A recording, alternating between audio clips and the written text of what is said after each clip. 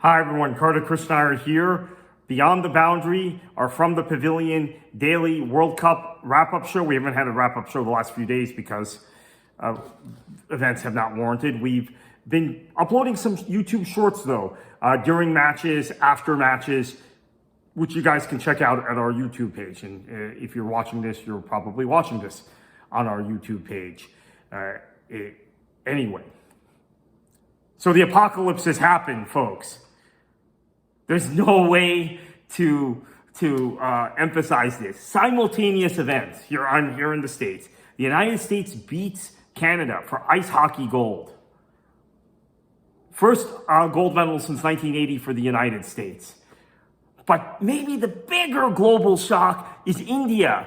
Loses their first ICC match in their last 19. Their first T20 World Cup match since that pitiful semifinal against England in 2022. And it is never really in doubt after the first 6 overs of South Africa's innings. South Africa wins the toss. They elect the bat in Ahmedabad.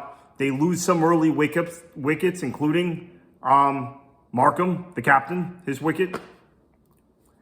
Although he was brilliant. We have to talk about his brilliance tactically. But David Miller, doing David Miller things. How many times have I said that during this tournament? So let's talk about India's plan here, which was to change the bowlers up. Sky made some decisions, and Varun, who's the best spinner India has, was eminently hittable today between Miller and Tristan Stubbs, who finished the innings with 2 successive sixes off of Hardik.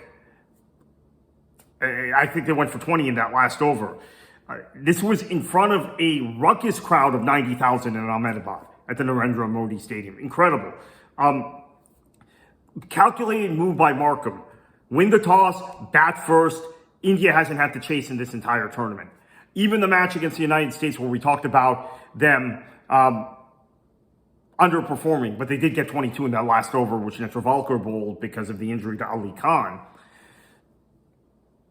They were able to still post 161, which looked like a chaseable score for the United States, but it feels like when India posts any score with their bowlers and the way then in this tournament, Sky, in the previous tournament, Rohit Sharma, could then make decisions about bowlers if they were defending a target and setting up the field accordingly, that you can't chase them down.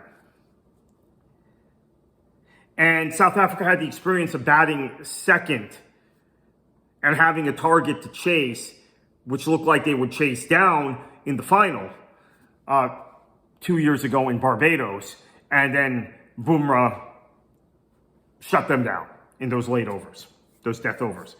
So it was a really big call. And then what else happened in this match? There was a tactical balance in the way South Africa approached it. Having learned, I think the Afghanistan scare, a match they quite frankly should have lost, went to 2 super overs, has really woke them up and have them thinking more strategically. Sky made the decision to drop Aksar, who I do not think has had a particularly good tournament, for Washington. Washington did play in the match against the Netherlands. It wasn't bad in that match, but it was easier for the middle order, especially Miller, to maneuver without Aksar's spin, right? Not facing Washington, who didn't bowl poorly, actually. Every other Indian bowler probably bowled worse than him, other than Bumrah. Bumrah was brilliant, as always. The 2 best players in the game right now in T20 game are David Miller and Jasprit Bumrah. So the 2 best guys. But South Africa, their bowling, they mixed up. It was Lungi not bowling 2 overs in the power play was a real surprise, but then they came back to him the middle overs. If India was gonna mount a chase, they were not going to, because of how well he did there. And I have to tell you, like, there was just so much momentum that it felt like the Indian bowlers that could be hit, the South African bowlers that could be hit were not hit. And I'm going to pull up the scorecard here before we get to the talking about England answering all the questions I asked, basically, of England in being able to decisively get through their first match in this Super 8 against Sri Lanka. But I want to look at the bowling strategy a little closer from South Africa, because the way it looked for me, there was a decisive. India started very poorly, but it was really decisive the middle overs, and the strategy that was employed here. So you go with you obviously do what you want to do in terms of the power play. You give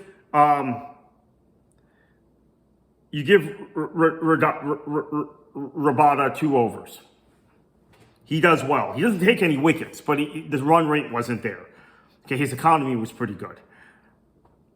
In the middle overs, you come in with Maharaj and Jansen, who you think India is going to be able to hit, who you think they might get some momentum under them. They can get under. They can loft the ball a little more easily, even though this is not an easy track to loft the ball on. They can loft the ball a little more easily. Maybe some reverse scoop shots. We saw some efforts at that by Indian batters, but as Jansen and Maharaj got going, they ended up taking 7 of the 10 wickets. And Maharaj is a guy would scare me if I'm a South African fan when he bowls. But today, brilliant. A good economy, 8. And Lungi got his 4 overs, but they were in kind of a different time and circumstance tactically than he normally bowls. Listen to this economy. He didn't take any wickets, but listen to this economy. 3.75 and 4 overs. Against India. This isn't against Oman. This isn't against Kenya. This isn't against Canada. This is against India. That's why Unji Ngidi is one of the best bowlers in the game. Didn't get the wickets, but man, did he put the pressure on. And Corbin Bosch got a couple of wickets, which I didn't expect, and bowled really well today. So that's that match in a nutshell. South Africa just brilliant, blows India out of the park. After those kind of labored power play overs in their innings, they're able to take it. Now, let's talk about England real quickly, because I've already made a short video about England. What were the questions I asked of England? In the video I made specifically about England a few days ago. Is their opening partnership going to be better? Right? Can they get their opening partnership right? Are those guys going to get going? And what about the bowlers? The bowlers have been loose. The bowlers have been troublesome. The bowlers have been problematic at times. Well, they got that right. They got everything right today. In fact, I mean, I would say that there were the contributors to this England victory. The biggest contributors were the players that I felt were going to be that I had asked the questions of. There was spin dominance. Will Jack's bowling. We're talking about his bowling today, not his batting. He went 3 for 22. His spin on that track where it grips in Sri Lanka was brilliant. Adil Rashid, I said he had not had a vintage tournament. One of the names, the brand names for England. He went 2 for 13. He absolutely squeezed the life out of any chase Sri Lanka was going to put up. Adil Rashid, brilliant. Jofra Archer, who has in the past answered questions, particularly when he plays Sri Lanka. This is not the first time this has happened where Archer, we're asking questions about coming into a match, and then he's able to finesse his way through against Sri Lanka. Brilliant. Archer was able to get Nissanka, who of course has gone for a century in this tournament, with only 9 runs during the power play, and that triggered an absolute collapse for Sri Lanka. That was kind of it, and that was a big call by Harry Brook. Let Archer bowl multiple overs in the power play. Let's try and get that wicket now and the whole dam will collapse, which is what happened. And then let's talk about Phil Salt, who I've been very critical of. While the rest of the order struggled, Salt, who I think probably didn't even have 20 total runs in this tournament to this point, maybe 20, 25, maybe he did in the 4 matches in the group stage, had 62 off of 40 and kept the England bats alive. And he was the difference. So even though England had a target that looked like it was going to be hard to defend, they still got to a number where, what we're finding in this tournament is, and I think captains are approaching this differently.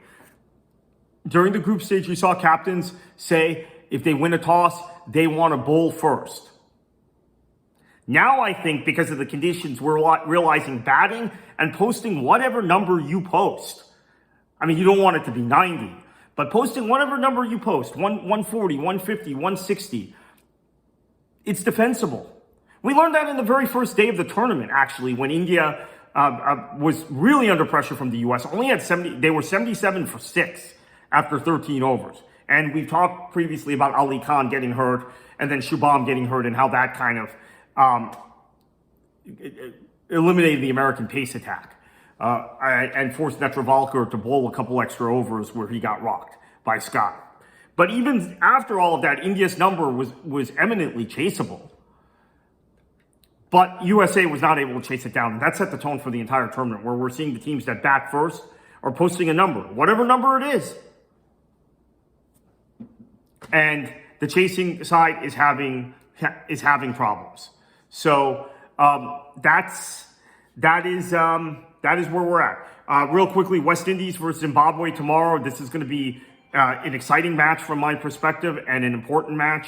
Obviously, the door is open for one of these two to go through, with India having lost badly. I'm curious to see what the net run rate was coming out of this. But so the winner of this match is set up really well to potentially go through. And obviously, the winner will have to then beat India to get through.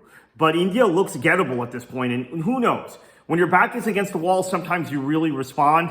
This India side has not been in this position in several tournaments. Since they lost that 2022 semifinal to England, 2023 ODI World Cup, they breezed through everything until the final against Australia, where they actually played pretty well for significant portions of their innings against Australia. 2023, we talked about, they breezed through. They have the one kind of scare against the USA, same team that scared them in this tournament. And then they have kind of a mini scare against South Africa in the final. And Bumrah shuts down South Africa. Champions Trophy, they just breezed right through it. This tournament, obviously, the hiccup again against the USA. The USA has some sort of tactical nous against India, we're finding, when they played. But the USA still can't beat India. That's the point. And then the Netherlands, you saw Sky experiment with a lot of guys. Maybe they took their foot off the gas a little bit. They were already through. But then today is a new world. And I think it is going to change the mentality of other sides in this tournament, including the West Indies and Zimbabwe, who both now have to feel they have a chance to get out of this Super 8 group.